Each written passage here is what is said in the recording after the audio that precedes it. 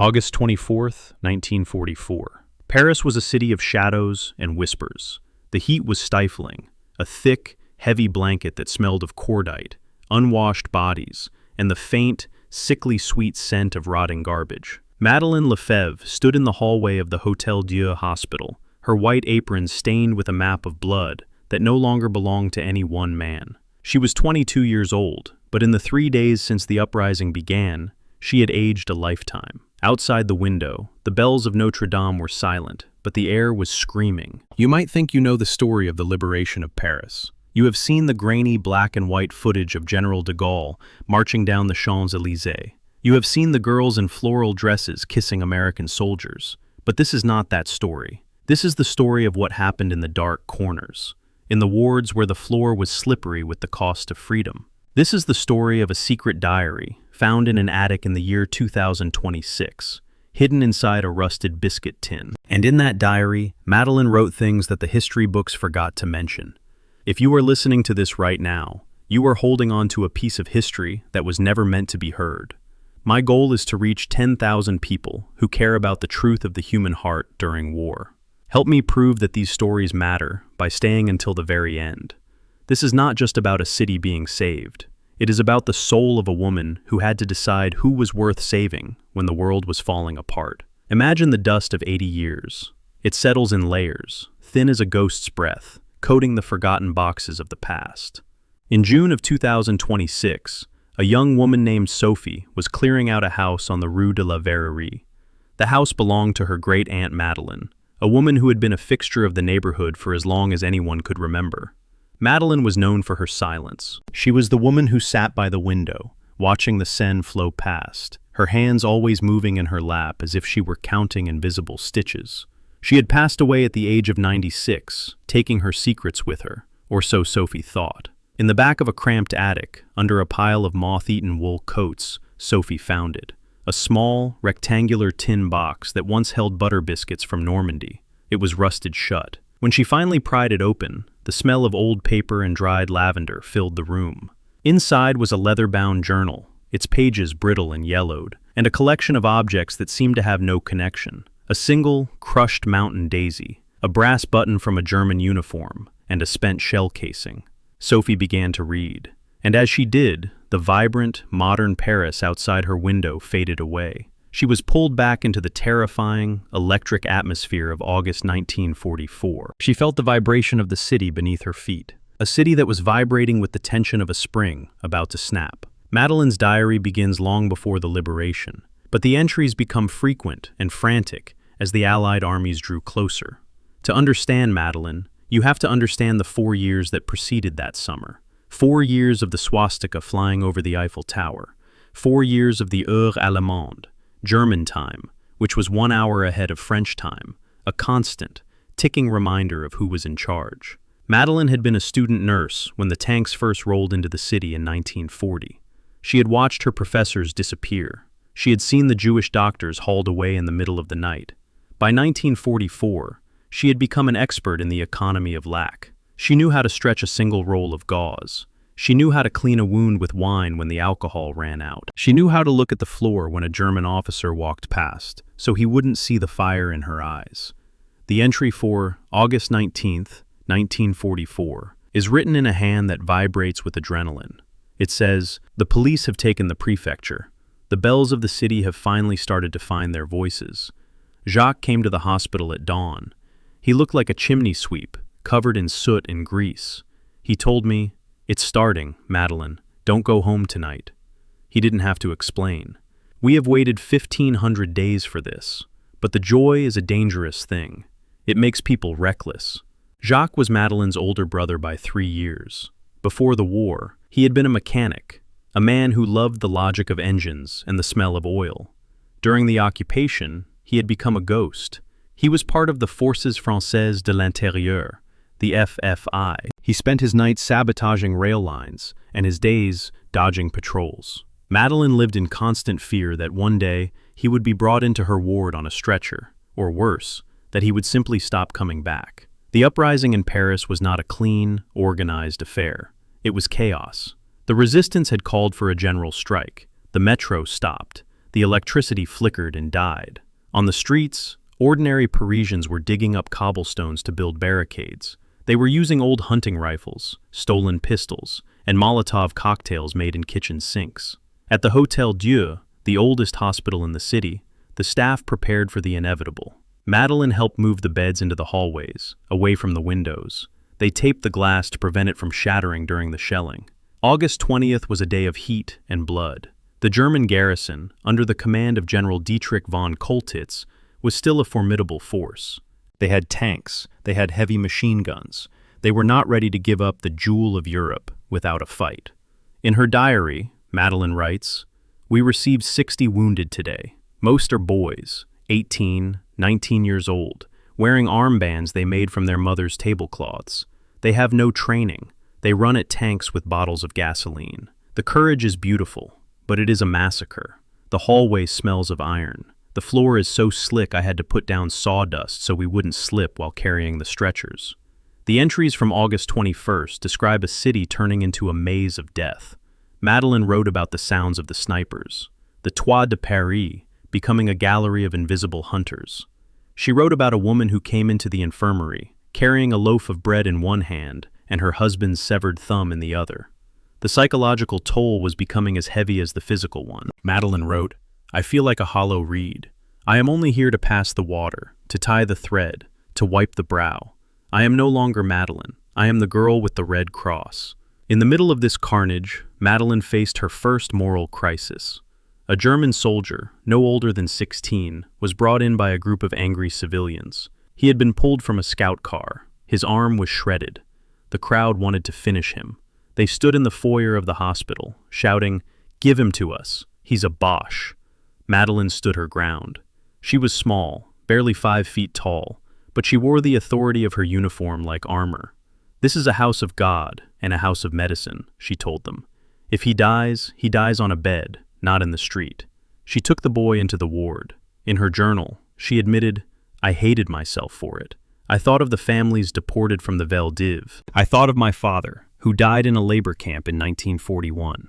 But then the boy looked at me. He wasn't a conqueror. He was a child who wanted his mother. I cleaned his wound and gave him a sip of water. He whispered, 'Danke.' I didn't answer. I couldn't." By August 22nd, the hospital was a fortress of pain. The city was a jigsaw puzzle of controlled zones. You could walk one block and be in free France, and walk the next and be staring down the barrel of a Luger. The Hôtel Dieu, located on the Ile de la Cité, was at the very heart of the storm. The sound of small arms fire was constant, a rhythmic, deadly tapping against the stone walls of the city. Madeline hadn't slept in 48 hours. Her eyes were rimmed with red, and her mind was beginning to play tricks on her. She saw shadows moving in the corners of the ward. She heard voices that weren't there. She wrote about the hunger. The hospital rations were down to a thin soup of turnip peels and old beans. The patients were weak, their bodies unable to fight off infections that would have been simple to treat a year ago. Madeline wrote, "Hunger has a sound. It is a low, persistent hum in the ears. It makes the world seem distant, like a dream. We are all ghosts waiting for the real world to return." That was the night Jacques returned. The entry in the diary for this night is long and rambling, written by the light of a single, dying candle. The back door of the infirmary creaked open. I thought it was the wind, or a looter, but it was Jacques. He was breathless, his shirt torn. He and 2 other men were dragging a heavy weight, a man in a long, gray coat, a German colonel. He was unconscious, his face a mask of gray dust and red streaks. "He is a monster," Jacques whispered, "but he is a monster we need." Jacques explained that this man, Colonel Klaus von Helldorf, was part of the staff responsible for the Gross Paris defense plan. Hitler had issued a terrifying order. Paris was to be destroyed. Every bridge, every monument, every power station was to be rigged with explosives. Koltitz was wavering, but the fanatics in the SS were ready to light the fuse. The resistance had captured Klaus during an ambush near the Place de la Concorde. He had the maps, he had the codes, but he had been hit in the chest by a stray bullet during the struggle. "Save him," Jacques told Madeline. "If he dies, the maps die with him. If he dies, the city goes up in flames the moment the Americans cross the Seine." Madeline looked at the colonel. He was a man of middle age, with silvering hair and a jawline that suggested a lifetime of giving orders. He represented everything that had crushed her life for 4 years. She looked at her brother, whose hands were shaking with exhaustion and desperation. "There is no morphine, Jacques," she said. "There is no oxygen. He has a sucking chest wound. It would be a miracle if he lasted an hour." "Then find a miracle," Jacques replied. He left the colonel on the cot and vanished back into the night. The next 24 hours were a descent into a private hell. Madeline moved Klaus to a small, secluded room used for storage. She couldn't let the other patients know he was there. If the FFI found out a high-ranking German was being treated while Frenchmen died in the halls, there would be a riot. She worked in near-total darkness, her fingers moving by touch. She had to seal the wound to stop the air from entering his pleural cavity. She used a piece of rubber from a discarded medical apron and surgical silk. In her diary, she wrote, "I am sewing the skin of the devil. Every time he moans, I want to stop. I want to let the infection take him. But then I think of the Pont Neuf. I think of the Sainte-Chapelle. I am not saving a man. I am saving the stones of Paris." She wrote about the weight of his uniform. When she had to remove his coat to reach the wound, she felt as if she were touching a poisonous snake. The fabric was heavy, high-quality wool that seemed out of place in the starving city. She found a photograph in his breast pocket, a small, sepia-toned image of a girl with long braids, standing in front of a wooden house. On the back, a name was written in a child's hand, Elsa. Madeline stared at the photo for a long time before tucking it into her own pocket. As the night wore on, the colonel began to hallucinate. He spoke in a mixture of German and French. He wasn't barking orders. He was calling out for someone named Elsa. He was talking about a garden in the Schwarzwald, the Black Forest. He talked about the smell of pine needles and the sound of a piano. Madeline sat by his side, sponging the sweat from his brow. She felt a terrifying, unwanted sense of intimacy. In the dark, stripped of his uniform and his power, he was just a body, a fragile, breaking thing.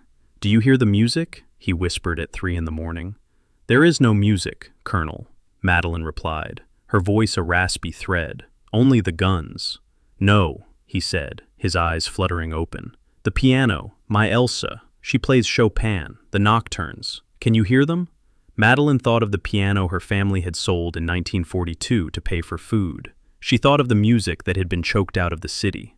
"I hear it," she lied. "Go to sleep." She wrote, "I hate myself for the lie.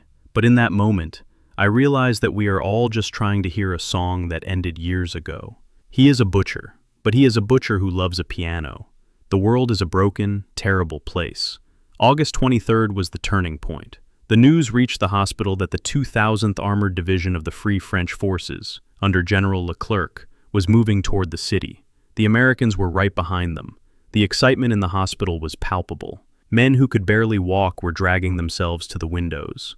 But the threat of destruction loomed larger than ever. Rumors flew that the sewers had been packed with dynamite. The colonel's condition stabilized, a testament to Madeline's skill and his own stubborn will. He was awake, though weak. He watched Madeline move around the room. He was a professional soldier, an observer of human nature. He saw the way she handled the instruments. He saw the exhaustion in her shoulders. "Why are you doing this?" he asked in a low, gravelly voice. Madeline didn't look at him. She was busy cleaning a tray of instruments. "Because my brother told me to." "Your brother is a patriot," Klaus said. "He thinks I am a key, but I am just a man who has seen enough fire." "You are a colonel in the German army," Madeline snapped, finally looking him in the eye. "You have seen enough fire because you started most of it." Klaus didn't flinch. "I am a man who was told to burn a city I have loved since I was a boy.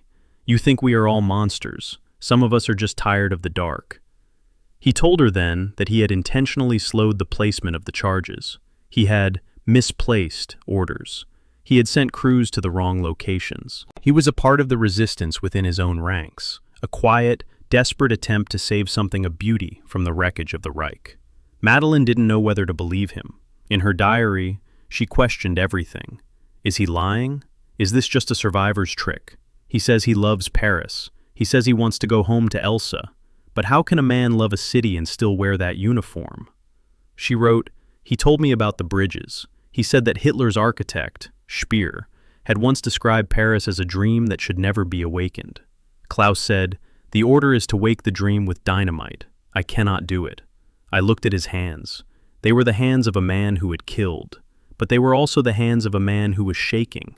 I wondered if the war had broken him, or if he had finally woken up. The climax of the story occurred on the morning of August 24th. The battle for Paris was at its height. The sounds of heavy artillery were shaking the foundations of the Hotel Dieu. Dust fell from the ceiling like snow. Jacques burst into the storage room, his face bloody. "The Americans are in the suburbs," he shouted. "But the SS has taken the Meurice. They have the master switch. Choltitz has given the order. The fuses are being lit." He turned to the colonel, dragging him upright by his tunic. The movement caused Klaus to cry out in pain, the wound in his chest beginning to seep.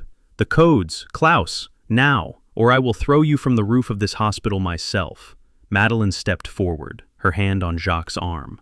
"Jacques, stop! He is too weak. He is a Boche!" Jacques screamed, the pressure of 4 years of hatred finally exploding. "He is the reason we are in this grave." The colonel looked at Jacques, then at Madeline. He saw the reflection of the war in their faces, the bitterness, the loss. He reached into the lining of his tunic, his fingers fumbling with a hidden pocket. He pulled out a small, leather-bound notebook. It wasn't full of maps. It was full of names and frequencies. "These are the men who have the keys," Klaus whispered, gasping for air.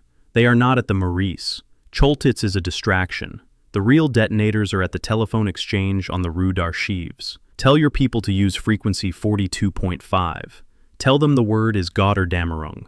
But they must be fast. The timers were set for 11:15. Jacques grabbed the book. He looked at the colonel for a long second, a moment where the war seemed to pause. He didn't say thank you. He couldn't. He turned and ran, disappearing into the chaos of the streets. Madeline was left alone with Klaus. He collapsed back onto the cot, his face the color of parchment. Madeline immediately began to check his stitches. She was weeping, silent, hot tears that fell onto his gray coat. "You shouldn't have told him," she whispered. "They will kill you anyway." "It doesn't matter," Klaus said. "The music, Elsa. I want the music to stay." Madeline wrote in her diary. "I held his hand as the clock ticked toward 11:15. The air was heavy with the possibility of the end. I thought of every bridge I had ever crossed. I thought of the statues in the Tuileries. I thought of the way the light hits the Seine at dusk. And then 11:15 came, and the city didn't explode. The silence was the most beautiful thing I had ever heard. The rest of the day was a blur of noise and smoke. Madeline stayed in that room, hidden from the world. She listened to the sounds of the city changing. The sharp crack of rifles was replaced by the deep, guttural roar of tank engines. Then, the cheering started. It began as a distant wave, a low rumble that grew into a deafening, soul-shaking roar. The people of Paris were pouring into the streets. The nightmare was ending. At 2 in the afternoon, a group of FFI fighters, not Jacques' men, but strangers, burst into the hospital. They were searching for high-value prisoners. They found the room. Madeline stood in the doorway, but they pushed her aside. They saw the colonel's uniform. They saw his rank. They dragged him from the bed, his feet trailing on the floor. "He is a patient," Madeline screamed.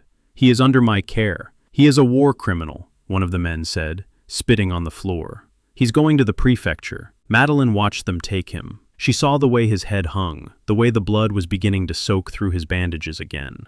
She wanted to follow, but a fresh wave of wounded was brought into the foyer, and her duty called her back to the wards. The entry for August 25th is short, almost clinical. It says, "General de Gaulle is at the Hotel de Ville. The city is drowning in tricolor flags. They are shaving the heads of the women who slept with Germans in the squares. The air is full of singing. I am cleaning a floor that will never be clean again." Jacques came by. He said the exchange was saved. The bombs were neutralized with 10 minutes to spare. He is a hero now. He didn't ask about the colonel. I didn't tell him. The diary continues for a few more weeks, documenting the slow, painful return to normalcy. The arrival of the Americans with their jeeps and their jazz music. The return of the deportees from the camps. Walking ghosts who looked for families that no longer existed. Madeline worked through it all. She became a machine of healing, her emotions locked away in the biscuit tin in her mind.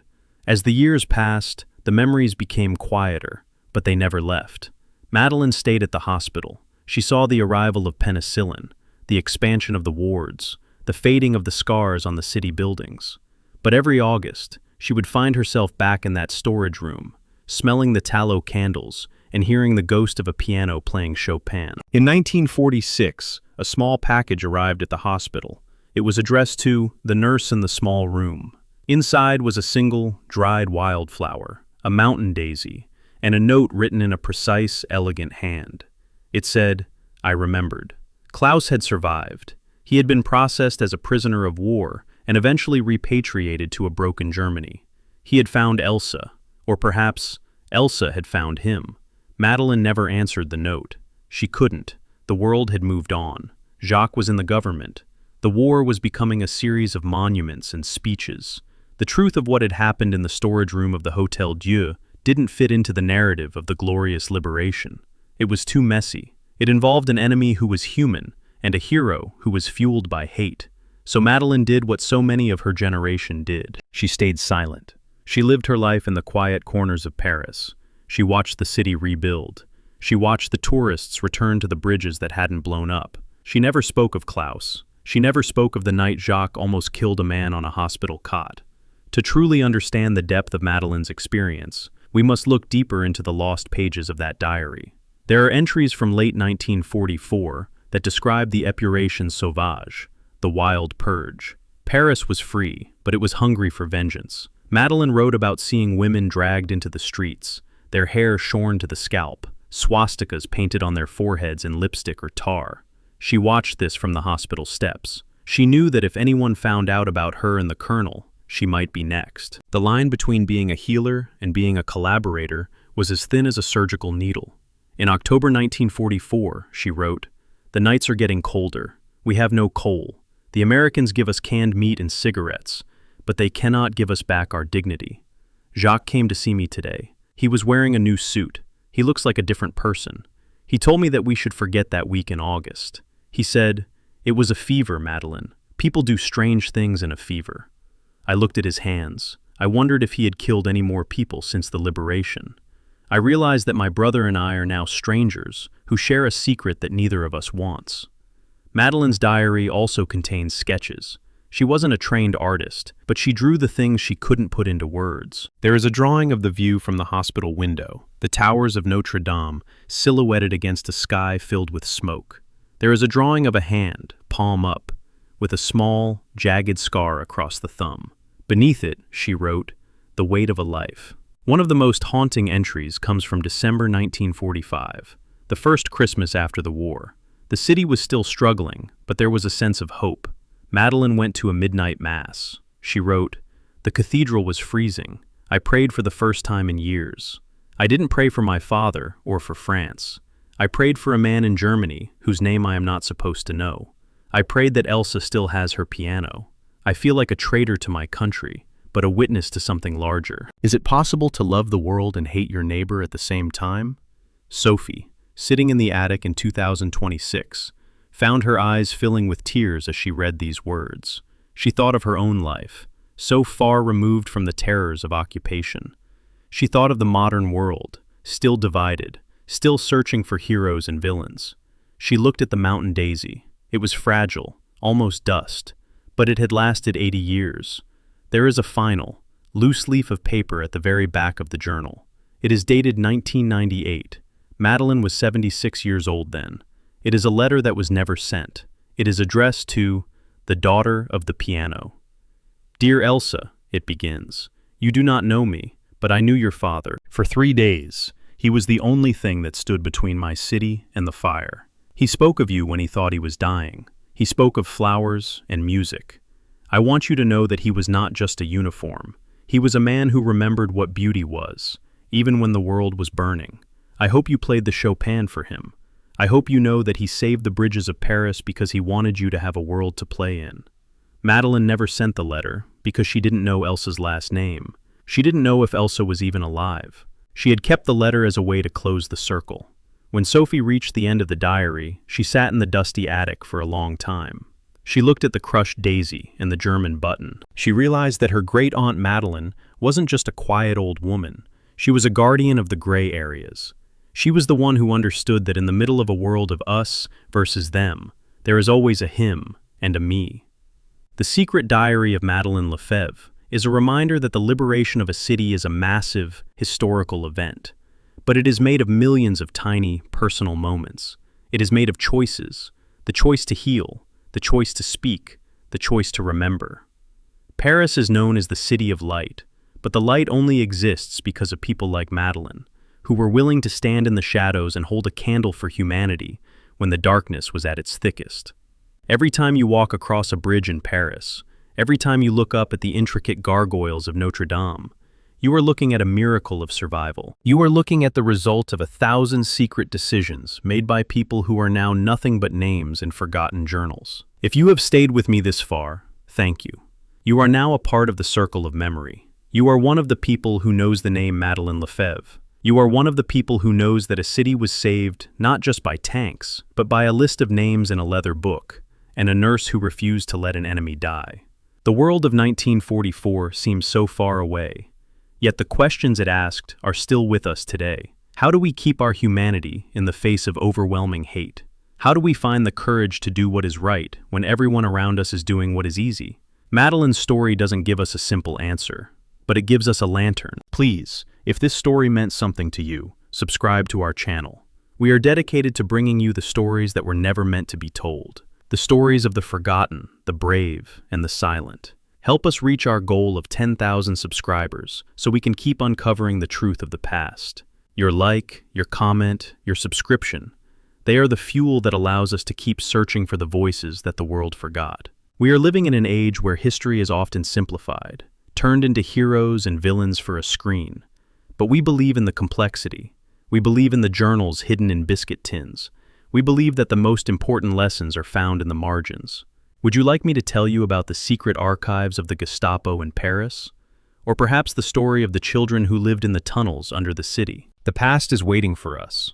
All we have to do is listen. In the coming weeks, we will be exploring more accounts from the occupation. We have found letters from a baker in Lyon who smuggled messages in loaves of bread. We have found the testimony of a jazz musician who played in the underground clubs while the patrols marched outside. There is so much to discover. Until next time, keep your eyes open, and remember that every shadow has a story. Stay curious, stay empathetic, and never forget the cost of freedom.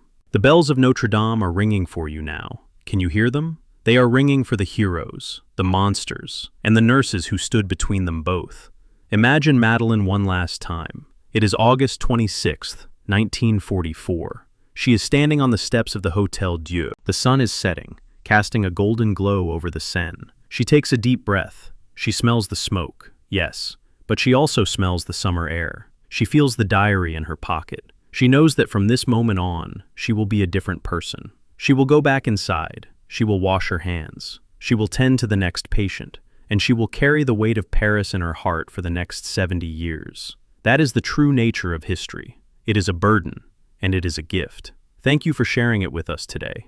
Sophie closed the book, but as she turned the very last page, a small, yellowed newspaper clipping fell out. It was dated August 29th, 1944. The headline read, "Traitor Nurse Sought in Connection with German Escape." Beneath it was a blurry photograph of Madeline. The article claimed she was wanted for helping a high-ranking Nazi flee the city through the hospital's tunnels. Sophie looked at the attic door. It was locked from the outside. She heard a heavy footstep in the hallway. A voice, cold and familiar, called out. "Have you found it yet, Sophie? The book that could ruin our family name?" The diary wasn't just a memory. It was a death warrant. Subscribe now. The next video is already playing. Don't look away.